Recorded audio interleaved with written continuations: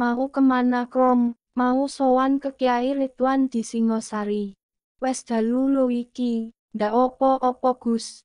Sudah sering kesana kalau pas galau. Lah ini galau kenapa lagi? Dredeg Gus, besok kan mau ketemu Pak Soe. Seumur-umur saya belum pernah dapat proyek sebesar ini Gus. Mau minta doa biar besok lancar sama Kiai. Azmi terdiam sejenak, mengingat besok adalah hari besar bagi perusahaannya. Perkataan Ikrom odo benarnya juga. Suprapto Mulyono, pemilik perusahaan teh kemasan terbesar di Indonesia, besok akan mendatangi perkebunan teh milik Azmi di Malang. Rencananya, Pak Soe, begitu beliau dipanggil, akan menekan kontrak kerjasama senilai 100 M. Bukan ongkos besar bagi Pak Soe tentunya, tapi ongkos investasi terbesar bagi perusahaan Azmi. Pantas Sojo Ikrom grogi menyambut hari esok. Jika malam ini Zoom berjalan lancar, ibaratnya hanya sebagai pemanasan menyambut hari esok. Gus berangkat dulu yo. Naik opo? Ini, sambil menunjukkan motor jadul CB100 kesayangannya. Azmi seketika teringat sesuatu, ia memutuskan untuk ikut. Krom, aku melu. Menuruni jalan perbukitan yang bahkan tidak ada penerangan, membuat siapa saja tentu ragu-ragu akan turun semalam ini.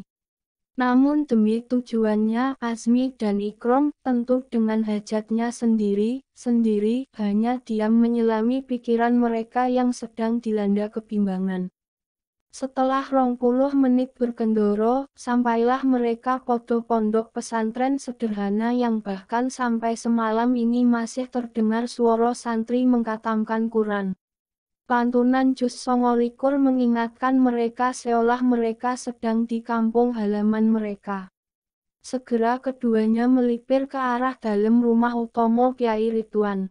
Nampak di sono Kyai Ridwan sedang menemui beberapa orang, mengantarnya menuju pelataran rumahnya. Rupanya tamunya pamit pulang. Setelah memastikan si tamu menghilang dari halaman, masuklah Ikrom dan Azmi ke teras dalam Kyai Ridwan.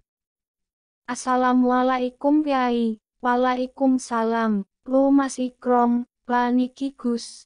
Kulo Azmi Kyai. Walah, Azmi putrane Kyai Hasan Besori Pati. Putune Kyai Badrus. Inggih Kyai. Keduanya mencium tangan Kyai Ridwan dengan takzim. Kyai Ridwan menyambut keduanya dengan sangat hangat, sebagaimana bapak menyambut anak. Bahkan Kyai Ridwan meminta santrinya menyiapkan makanan di ruangan sebelah untuk menyambut keduanya.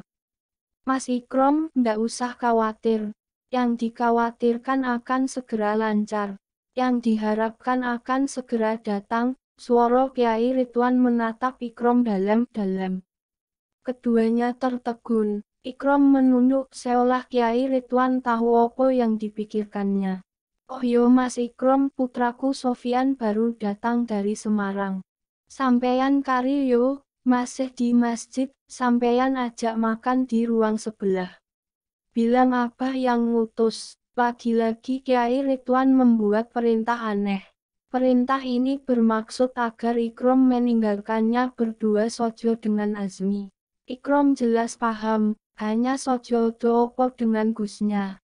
Bukannya yang berhajat menemui Kyai Ridwan adalah dirinya, tapi mengapa sekarang malah Gus Azmi yang seolah memiliki hajat besar. Entahlah, yang jelas ia tak punya banyak waktu selain segera mengiyakan keinginan gurunya.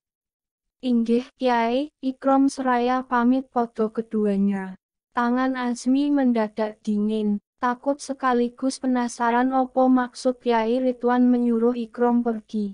Sudah lama sekali Mas Azmi, saya dan abahnya Mas Azmi bersahabat.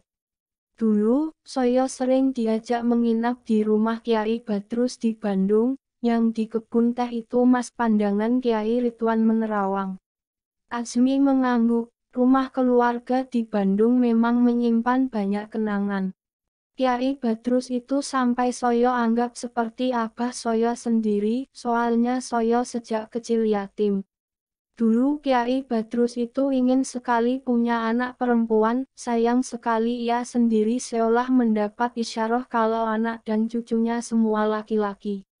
Hanya beliau berkata, suatu saat nanti akan ada anak cucunya yang memiliki anak kembar laki-laki dan perempuan yang terlahir dari ibu yang amat cerdas dan jernih hatinya. Dodo Azmi berdesir kuat, kalau dalam pernikahan itu pasti ada liko-likunya. Gak ada pernikahan itu yang enak sojo. Makanya pahalanya besar, karena banyak tanggung jawabnya. Termasuk tanggung jawab mendidik istri, tanggung jawab memenuhi kebutuhan jasmani dan rohani istri.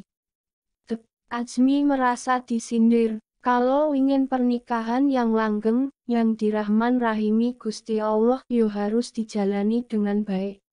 Tidak boleh dipaksaan, apalagi dioyak dengan mahabbah dengan semena-mena. Kali ini Azmi merasa ditampar keras.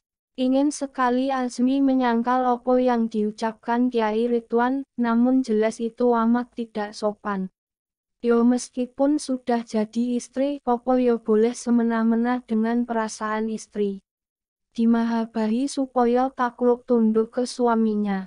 Apa betul laki-laki seperti itu? Apa betul meskipun sudah dibatalkan tapi jatuhnya niat melakukan apa nggak dihitung sama Gusti Pangeran? Apa semua itu tidak ada karmanya? Azmi menunduk, air matanya menetes. Kali ini ia merasa benar-benar bersalah. Apa kalau istrimu dapat godaan itu semata-mata karena dosanya istrimu? Jangan-jangan itu karena dosamu podo istri yang berwujud cobaan podo istrimu. Jangan-jangan kalau rumah tanggamu tidak lancar itu sebetulnya karena salahnya niat. Apa benar istrimu itu sayang padamu itu tulus? Jangan-jangan cuma terpaksa. Air mata Azmi menetes di pelupuk matanya. Besok kalau ada apa-apa jangan langsung menyalahkan istrimu. Kesalahan istri itu berarti kekurangan suami. Suami yang kurang pandai mendidik. Jika besok istrimu melakukan kesalahan, pikirlah dahulu itu kesalahan istrimu atau jangan-jangan sebetulnya itu kesalahanmu sendiri. Pikirkan dulu, pakailah kebijaksanaanmu Mas. Suara Kiai Ridwan tertahan. Cobaan dalam pernikahan itu semata-mata tujuannya saling memantaskan, saling menguatkan hubungan. Jika cobaan itu merenggangkan, berarti ada sikap yang salah di antara keduanya. Kalau mau punya keturunan yang bagus, yang jadi kuroto, ayun, orang tuanya dulu harus bersih Mas. Kalau belum bersih, dibersihkan dulu. Kiai Ridwan menepuk pundak Azmi yang bergetar. Terang itulah yang dirasakan Azmi saat ini. Seolah beban di dadanya diangkat begitu saja. Seketika itu rindunya podo Zahra sungguh tak tertahankan lagi. Kiai kula nyuwun barokahipun. Kiai Ridwan pun membacaan doa dengan khusyuk. Salah satu dari doanya adalah memohon ampunan, serta memohon keturunan yang kuroto ayun. Azmi mengaminkan dengan tulus dan khusyuk saat doa itu dipanjatkan. Kiai Ridwan segera meminta Azmi ke ruangan sebelah bersama Ikrom. Azmi segera pamit menemui Ikrom. Tak lama setelah melangkah keluar pesan memberundung hapnya. Rupanya sinyal baru sojo datang.